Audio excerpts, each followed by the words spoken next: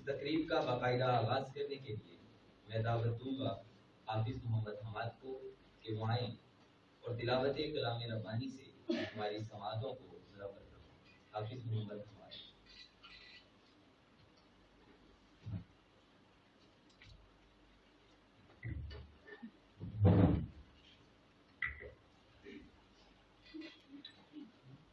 أعوذ بالله من الشيطان الرجيم بسم الله الرحمن الرحيم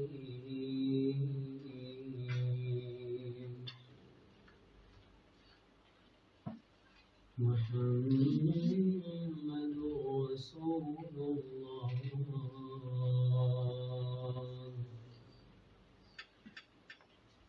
والذين معه أشداء على الكفار رحماء بينهم تراهم ركعا سجدا يبتغون فضلا من الله ورضوانا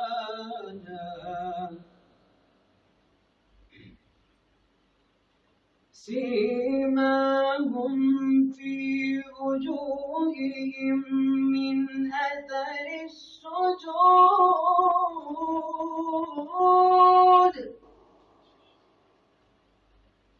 ذلك مثلهم في التوراة ومثلهم في الإنجيل كزرع أخرج شطأه فآزره فاستوى على سوق يعجب الضراع ليغيظ بهم الكفار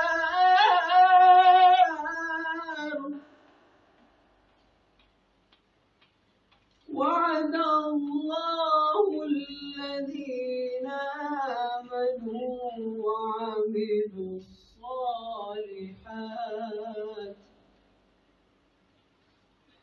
منهم مغفرة وأجرا عظيما صدق الله العظيم। तिलावत करदा आयत सूरह आयत नंबर 29 है। इसका तर्जुमा कुछ इस तरह है, मोहम्मद सल्लल्लाहु अलैहि वसल्लम अल्लाह के रसूल हैं और जो लोग उनके साथ हैं वो कुफ्फार पर सख्त हैं और आपस में रहमदिल हैं। तो उनको देखिएगा वो सजूद करते हैं अल्लाह की फजल और रज़ामंदी की जुस्तजू में। उनके निशान उनके चेहरों पर सजदों की तरह मौजूद है। इनकी यही मिसाल तौरात में मौजूद है और यही मिसाल इंजील में बयान की गई है। मिस्र उस खेती के जिसने अपना अंखवा निकाला, फिर उसे मजबूत किया और फिर वो मोटा हो गया, फिर अपने तने पर सीधा खड़ा हो गया और किसानों को खुश करने लगा ताकि इनकी वजह से काफिरों को चिढ़ाए। इन ईमान वालों और नेक अमल करने वालों से अल्लाह रब्बुल इज्जत ने बख्शिश और अजर अजीम का वादा फरमाया है।